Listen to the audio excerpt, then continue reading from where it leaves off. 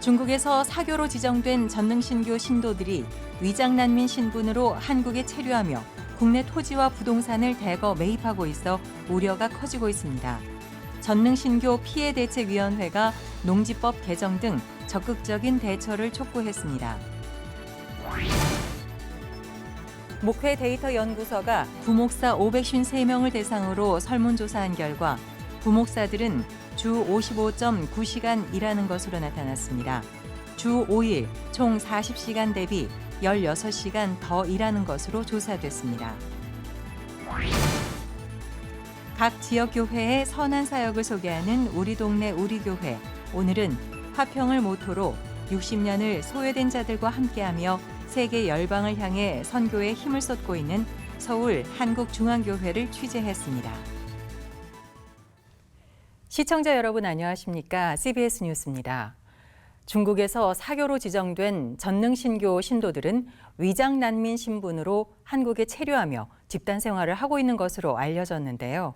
이들이 최근 국내 토지와 부동산을 대거 매입하며 거점을 확대해 나가고 있어 우려가 커지고 있습니다. 전능신교 피해대책위원회는 오늘 기자회견을 열고 농지법 개정 등 적극적인 대처를 촉구했습니다. 오요셉 기자입니다. 전능신교 피해자들이 한국으로 들어온 전능신교 신도들이 국내 토지와 부동산을 대거 매입하고 있다며 적극적인 대처를 요청하고 나섰습니다. 전능신교 피해대책위원회는 전능신교가 충북 보은군과 강원도 횡성군 등 신도들의 집단 생활에 이뤄지는 지역의 토지를 집중 매입하며 국내 거점을 확대하고 있다고 주장했습니다. 이들은 전능신교는 막대한 자금력으로 농업회사 법인들을 설립한 후 주변 시세보다 높은 가격으로 공격적으로 토지를 매입해가고 있다며 이는 부동산 시장 교란과 농산물 시장 경제에 혼란을 낳는다고 경고했습니다. 이어 농지법 개정을 통해 외국인의 토지 매입을 규제할 것과 노동력 착취 등에 대한 실태 조사를 요청했습니다. 나중 피해자는 고스란히 주변 농가 주민들에게 돌아갑니다. 이는 부동산 시장의 교란 문제입니다. 허술한 농지법을 이용한 기화자와 외국인 공동명의 편법 성행 및 차명으로 농지 구입한 실질 경작자가 누구인지 현지 실사를 해주시기를 바랍니다. 실제로 보은읍은 지난 2018년 하반기부터 약 3년여 동안 2개의 농업법인이 보은 지역 토지를 대거 매입했다고 밝혔습니다. 전능신교 피해자들은 신도 명단과 법인 등기부상 주소지 등을 근거로 해당 농업법인들이 전능신교와 관련 있다고 주장합니다. 보은읍은 2021년 이후엔 용지 거래가 거의 이루어지지 않았다며 추가적으로 매입한다고 하더라도 현행법상 제재할 법적 근거는 없다고 밝혔습니다. 전능신교 피해대책위는 특히 수련원 건물과 농지 등 이 같은 부동산 매입이 계속된다면 신도들의 집단 거주 지역이 일종의 치외법권 지역이 될 수 있다고 우려합니다. 지난 코로나19 확산 당시 방역활동과 관련한 지자체의 방문에도 전능신교 측은 비협조적인 태도를 보인 것으로 드러났습니다.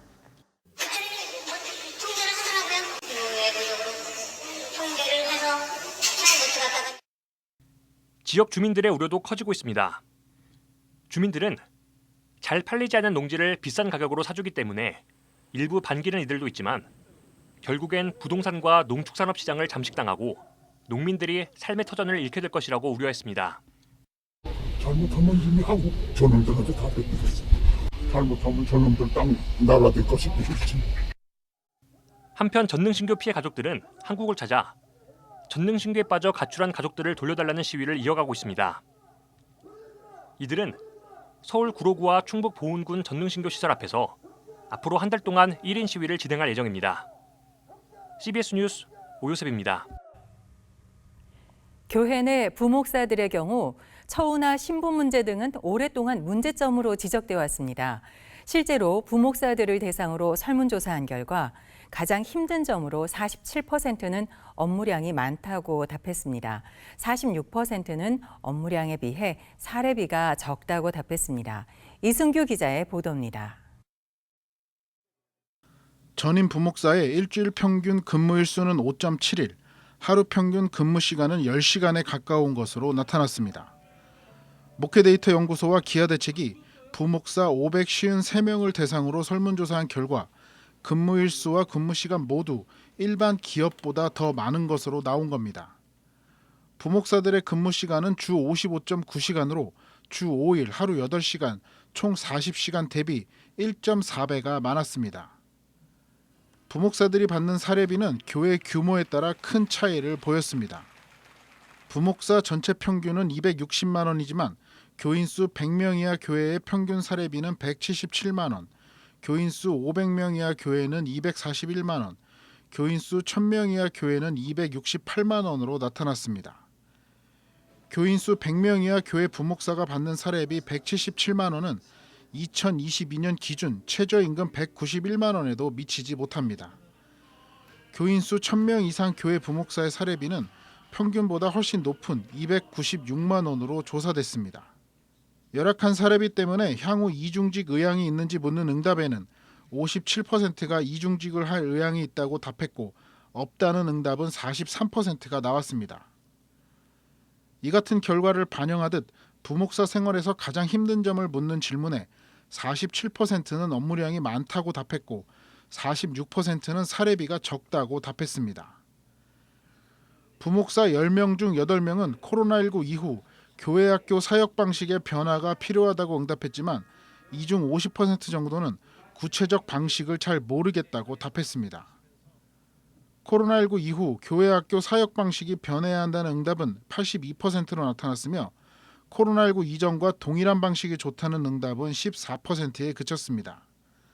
하지만 48%의 응답자는 사역 방식의 변화가 필요함을 인지하고 있지만 구체적인 방법은 잘 모르겠다고 답했고 앞으로 시행할 계획이 있다는 응답은 32%, 현재 다른 방식으로 진행하고 있다는 응답도 21%로 나타났습니다.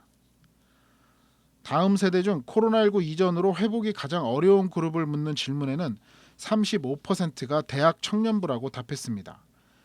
코로나19 기간 동안 온라인 사역의 중요성도 부각됐지만 정작 10명 중 9명의 부목사는 온라인 기술을 배우지 않았다는 통계도 나왔습니다. 온라인 사역을 하고 있는 부목사에게 온라인 기술을 배웠냐고 물었는데 86%는 배우지 않았다고 응답했고 배웠다는 응답은 15%에 그친 겁니다. 또 가장 배우고 싶은 온라인 사역 분야를 묻는 질문에는 49%가 동영상 제작과 편집을, 9%는 홈페이지 제작과 운영 방법을, 8%는 실시간 예배 방송법을 배우고 싶다고 답했습니다. 이번 설문조사는 목회데이터 연구소와 기아대책이 지난 6월 16일부터 21일까지 부목사 553명을 대상으로 모바일을 통해 진행했습니다. CBS 뉴스 이승규입니다. 각 지역 교회의 선한 사역을 소개하는 우리 동네 우리 교회. 오늘은 화평을 모토로 60년을 소외된 자들과 함께하며 세계 열방을 향해 선교에 힘을 쏟고 있는 서울 한국중앙교회를 최종우 기자가 취재했습니다. 서울시 광진구 중곡동에 자리한 대한예수교 장로회 한국중앙교회. 가난했던 1960년대 최복규 원로 목사가 전도사 시절 세웠던 한국중앙교회는 세월을 거듭해 올해 설립 60주년을 맞았습니다. 가난하고 병들고 소외된 자들과 60년을 함께한 한국중앙교회.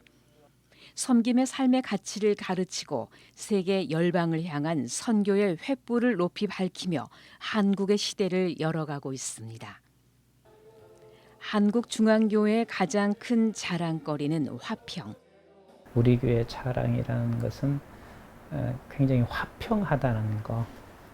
그래서 내가 어디 가면 이제 이런 자랑을 많이 하는데 제가 20여 년 지금 여기 와서 후임으로 와서 있었는데 당회하면서 단 한 번도 1시간을 넘어 본 적도 없고 소리를 내본 적도 없고 이게 저만 그런 것이 아니라 우리 이제 원로 목사님도 늘 화평을 이렇게 모토 삼고 목회를 해오셨고 늘 화평한 한국중앙교회의 핵심 사역은 선교. 가장 중요한 사역은 선교라고 그렇게 말할 수 있고 그렇다고 해서 선교를 크게 했다고 그렇게 말할 수는 없어요. 근데 선교인 것만은 분명한 게 처음에 60년 전 원로 목사님이 개척하실 때 하나님께서 주신 비전이 이 온 지구촌을 복음으로 밝히는 게 그분의 비전이었는데, 지금껏 국내 선교 그리고 해외 선교, 선교하는 교회가 워낙 많아 선교를 내세우기 부끄럽다는 임석순 담임 목사는 코로나 이후 국내 선교에 무게를 실었습니다. 섬김의 삶의 가치를 늘 강조하는 한국중앙교회는 마스크 대란 때 광진구청에 4천만 원어치의 마스크를 기부했습니다. 이 같은 섬김에 감사해 광진구청은 광진구 내에 있는 미자립교회 280여 곳에 지원금을 전달하기도 했습니다. 이때도 부족한 부분을 한국중앙교회가 감당했습니다. 구청에서 예산이 제가 알기로는 뭐 30만 원, 50만 원 정도밖에 지원이 안 된다라고 하니까 나머지 있는 그 모든 부분들은 한국중앙교회에서 우리가 후원을 하겠다라고 해서 광진구에 있는 한 280여 개 교회들이 다 혜택을 받고, 임석순 목사는 코로나 시대 지역 섬김을 더욱 절감했다고 말합니다. 제가 볼 때는 교회는 분명히 이제 복음을 이 땅에 심고 복음을 전하는 게 중요한 일이지만, 그러기 위해서는 섬김으로 지역과 같이 가야 한다, 그런 생각을 코로나 시기에 더 절감하게 되더라. 최근엔 이랜드와 함께 광진구청을 통해 어려운 이웃들을 섬기고 있습니다. 해외 선교를 주도하고 있는 한국중앙교회는 오래전부터 세계 각 지역에 선교사를 파송해 복음을 전파하고 있습니다. 28년째 우간다에서 지도자들의 영적 변화를 위해 영성훈련센터 사역을 맡고 있는 송인진 선교사. 송 선교사는 지도자들이 변화되고 교회들이 변화하고 있는 시점에서 선교의 패러다임도 달라져야 한다고 얘기합니다. 이제는 하나의 현지에 있는 교회들을 양육하는 어떤 선교적인 패러다임으로 좀 바꿨으면 좋겠고, 또 교회가 이제는 더 집중적으로 선교하기 위해서는 하나의 대륙별로 거점을 확보하고 거점을 통해서 하는 그런 어떤 선교적인 전략이 좀 필요하지 않는가. 해외 선교만큼이나 중요한 사역이 또 있습니다. 장애우들을 위해 23년 전 교회 안에 세워진 가버나움 교회. 1999년도에 11월에 원로 목사님께서 장애인 부서가 아닌 교회로서의 그 사명을 감당하라고 처음부터 가버나움 교회라는 이름으로 설립을 하셨습니다. 이 사랑부가 말 그대로 내가 사랑을 쏟아부을 그런 부서가 아닌 내가 사랑을 받는 부서가 되고, 거기에서 또 많이들 감동도 하시고. 섬김과 선교의 비전을 품고 성장하고 있는 한국중앙교회는 설립 60주년을 맞아 본질로 돌아가는 교회가 되기를 소망합니다. 우리 교회부터 변화되는 선교가 이루어지면 한국교회에 작게나마 좀 영향이 미쳐졌으면 좋겠다. 그런 의미에서 한국중앙교회가 됐으면 좋겠다. 복음으로 본질로 돌아가는 중앙. 그래서 그 외적인 어떤 막 큰 중앙이 아니라 본질 앞에 복음의 센터로 본질이 됐으면 좋겠다는 생각이 들어요. CBS 뉴스 최종우입니다.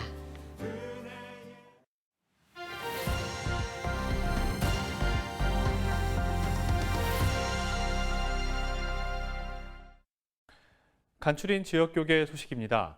춘천 성시화운동본부가 50주년 희년을 맞아 대성회를 열고 춘천지역교회 부흥을 위해 기도했습니다.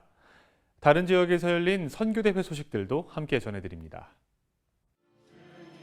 성시화의 발상지 춘천 성시화운동본부가 50주년을 맞아 춘천 성시화운동 50주년 희년 대성회를 개최하고 춘천지역교회에 부흥이 일어나길 기도했습니다. 이제 50년 기념 대성회를 통하여서 전국에 본부를 둔 99개의 교회와 지역에 흩어진 교회를 다시 한번 그 불을 붙이는 이런 대성회가 될 줄 믿습니다. 사흘 일정으로 진행된 성회엔 CCC 대표 박성민 목사, 당진동일교회 이수훈 목사와 춘천중앙감리교회 권호소 원로 목사 등이 강사로 나서 말씀을 전했습니다. 예장통합 호남신앙동지회는 전주 시온성교회에서 정기총회와 선교대회를 열었습니다. 정기총회에선 치유하는 교회 김의식 목사가 호남신앙동지회 신임회장으로 추대됐고 회칙을 개정하는 시간도 가졌습니다. 함께 진행된 선교대회에선 호남신학대학교와 한일장신대에 한국교회 인재양성을 위한 장학금을 전달했습니다. 예장통합 중부지역 장로협의회가 청주서남교회에서 제1회 장로 역량 세미나와 선교대회를 열었습니다. 세미나에선 장로의 정체성과 역할에 대한 특강이 진행됐고 선교대회에선 멕시코와 캄보디아 등으로 파송된 해외 선교사 3명에게 선교 후원금을 전달했습니다. 광복 77주년을 맞아 지역교계에서 열린 광복절 연합예배 소식들을 전해드리면서 마치겠습니다. 부산 복음화운동본부가 순복음 금정교회에서 광복 77주년 기념 대성회를 열었습니다. 강사로 나선 여의도 순복음교회 이영훈 목사는 성회에 참석한 참석자들이 가진 걱정들이 해소되는 시간이 되길 바란다고 전했습니다. 성령의 충만을 받고 말씀의 충만을 받을 때 하나님께서 우리 모든 걸 결박해서 풀어주십니다. 개인의 문제, 가정의 문제, 생활의 문제, 자녀의 문제 모든 결박에서 우리를 풀어주시는 것입니다. 전라북도 기독교총연합회는 전주 새소망교회에서 광복절 연합예배를 드렸습니다. 예배 참석자들은 일제 36년의 치욕을 잊지 말 것을 다짐하고 코로나19 위기 상황에 고통당하는 국민들과 나라 안정을 위해 기도했습니다. 충남 공주에서 열린 8.15 광복 77주년 특별 감사 연합예배엔 초기 공주지역 선교를 위해 헌신한 프랭크 윌리엄스 선교사의 후손 27명이 초청돼 함께 예배를 드렸습니다. 한국 이름 우리암으로 불린 프랭크 윌리엄스 선교사는 영명학교를 설립해 34년간 교장으로 재직했으며 아들인 우광복 씨도 의사이자 선교사로 활동했습니다. 부천시 기독교총연합회가 700여 명이 참석한 가운데 광복 77주년 기념 예배를 드리고 순국 선열들을 기렸습니다. 부천시 기독교총연합회 김승민 총회장은 77년 전 국권을 빼앗겨 어둠 속에 있던 한반도에 빛을 보내주신 하나님께 감사드린다며 현재 분단의 아픔이 있는 한반도에 진정한 평화가 오길 기도하자고 말했습니다. 내일은 전국에 구름이 많고 덥겠습니다. 경기 동부와 일부 내륙 지방엔 소나기가 오는 곳도 있겠습니다. 내일 아침 최저 기온은 19도에서 24도, 낮 최고 기온은 27도에서 31도로 예상됩니다. 이상으로 CBS 뉴스를 마칩니다. 시청해 주신 여러분 고맙습니다.